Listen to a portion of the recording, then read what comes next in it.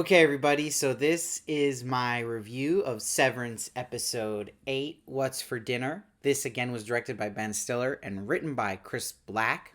Okay, before we get into that crazy cliffhanger, I haven't seen that wild of a cliffhanger in a long time that you're probably going nuts right now wanting the finale. I feel like my heart is in my throat right now. It was so intense, and you're probably feeling the same way. But before we get to all that craziness, let's start here where we actually get to see Irv's outie for the first time. There's a lot of stuff going on here. So we first see him sitting on the bench outside, which almost looks identical to where we saw Devon meeting the senator for the first time and his wife Gabby outside talking to her and realizing things are off.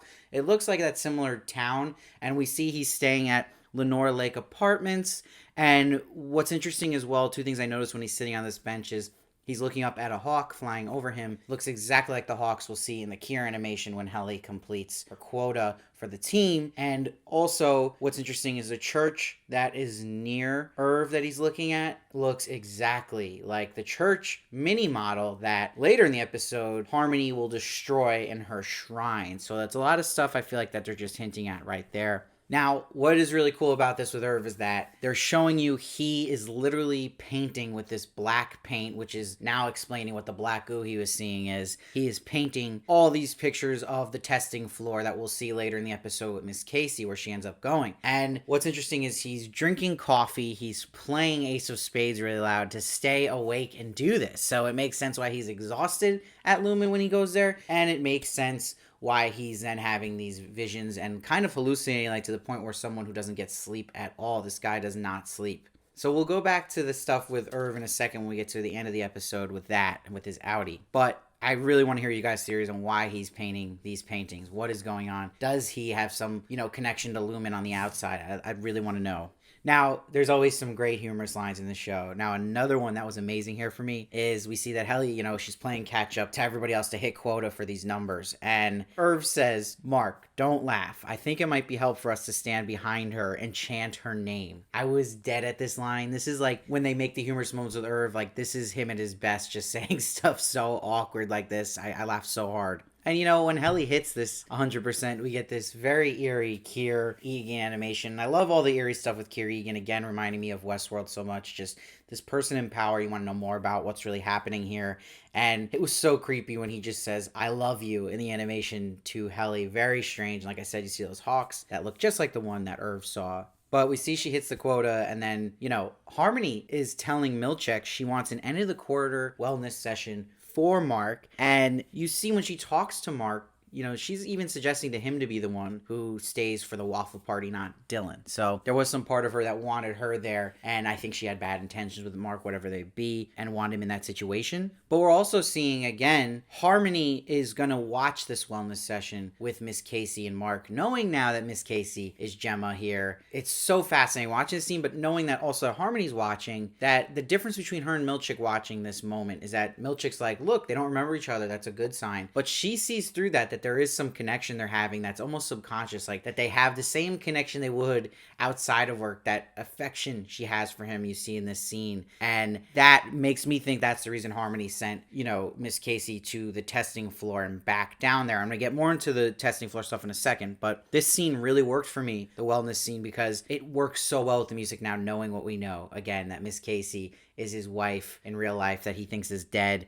And I love the line where she's like, "I really like being in the office with you all that day. My life has been 107 hours long. Most of it has been these half-hour sessions. My favorite time was the 8 hours I spent in your department. It's the longest I've ever been awake." So I think that obviously they staged her death, her outie in the real life, that she's not really having an outie life out there, that she's only now been in Lumen since then, and that she's only experiencing her severed part. Like, she's definitely extremely severed, and they had said she's part-time, and I think her other time is whatever in this testing floor. And you see later when she's brought to the testing floor by Milchek, she asks him, "Do you know if I'm happy up there?" And he's like, "Of course. You do all sorts of wonderful things."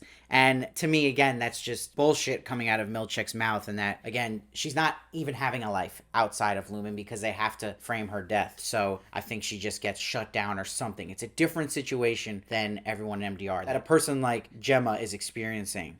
So what's interesting though is you see with Milchick, he in this episode is really had it now with Harmony and going against the book with Lumen. And I think, that you're getting hints of that with just his facial expressions, but why it would make sense he would rat Harmony out and it would get her fired in this episode. And it's important, too, to realize when Harmony sent Miss Casey down to the testing floor, it wasn't the first time. She said, take her back down to the testing floor. So, again, I think that's where kind of her main base is when she's not awake, as she says. So now we get the egg bar social before the waffle party. And the egg bar social, just another great, silly thing like they did with the music dance experience last episode. Just if anyone could comment below, what do you think the music that was playing we saw on the list from last episode, what was playing during the Egg Bar Social? We heard 2 songs, I think. I'd love to see if you guys can pick out which ones you think they were. And I love, too, it's just 4 people at this social. That's one of the funny, great things about this show. It's not like this packed office. So we don't at first see what Dylan requested in his box he was given, but we see later on that it's just the glass cube of the MDR photo they took together, showing that unity they have, that bond, right? This is this team rebellious effort. And again, it just serves more to my theory that Dylan's not going to make it out of this season. It's a great piece to have him put there and going out for the team. I think that just confirmed it for me. And also confirmed it to me here when Helly says, I can stay back, Dylan. Don't you want to see your kid? And he's like, what we're doing tonight is just the first step. But again, lines like this with Helly saying that to him just confirms this is it for Dylan. And the ironic thing about all this is that really, to me, Dylan was the one that would have been the one to make the most sense, that they couldn't see that because they don't know how their lives are outside. But we can see as the audience that I think this is all going to go wrong next episode, that if we see the situations they're in, right? Mark is with Miss Selvig. The worst thing Mark's outies could have done is bring Miss Selvig to this party. So when he snaps back into place and his innie is in his outie, realizing what's happening, right away Miss Selvig's going to get what's going on, that something's up, that he got switched on. Then Irving, I believe, is going to just freak out because he's going to see the paint and it's going to trigger his episodes with the black goo, and you got Ace of Spades blasting. So I just think Irving's just going to just collapse or something. And I think obviously Helly, she hints in this episode again that she jokingly says she's an asshole on the outside. So we see she's at a champagne party, and I don't think it's at the Keir Egan family gala yet. We're going to see that next episode, but I don't think timing-wise that it would have started yet because we're just seeing they're setting it up outside when Mark's leaving. But I do think she's with people that are bad people. So even if she comes the other Helly, she's probably going to panic being around people that have a different, belief than her, but they agree with her outie, so they're going to know something's up. And she's going to be telling the wrong type of people you want to tell this stuff. So, again, that's why I think Dylan, probably was the most normal situation with his son and would have gone to somebody like authorities. So we see the board, again, found out about Helly attempting suicide, and that they found out about her even just visiting Mark's sisters, they say. So it's great because she goes, is the board even there? She flips out, and the eerie voice from the board's like, yes, who, a lot of people think is Keir Egan, just extended through his life somehow. I love this. This was just great stuff. It was creepy. I love seeing Patty Arquette just go full just pissed off mode in this episode. And just the death stare she gives Milchick when he hands her stuff to him for her to leave was great. And then a great line, which is the title episode here, is when Irv's leaving for the day, he said, okay, kids, let's find out what's for dinner. And then you get this meta joke going on between Helly and Mark saying what if we're a couple on the outside? And I think they knew that was going to be a theory when they filmed this, that would be a popular theory and they can kind of make a joke about it. And we know that's not the case, obviously, but they get the kiss because there is a connection between the innie Helly and the innie Mark. Not the outside versions, but the inside, yes. So where stuff gets just, I did not expect it to happen, where we get full on horror now, was the waffle party at Keir Egan's house with Dylan. And he, eating this waffle, the plate says, go now to the founder's bed. He puts on the mask. And then literally something out of an Ari Aster horror film starts happening. The music sounds straight out of one of those films, and the masks look like they're from Midsummer. It's just so eerie and creepy. I loved it. And we see that Jester mask looks just like it, the one that was in Harmony's shrine for the Egan. And also, one of the masks kind of looked like it might be Harmony, which is interesting. And it's just crazy at the same moment she's destroying that shrine.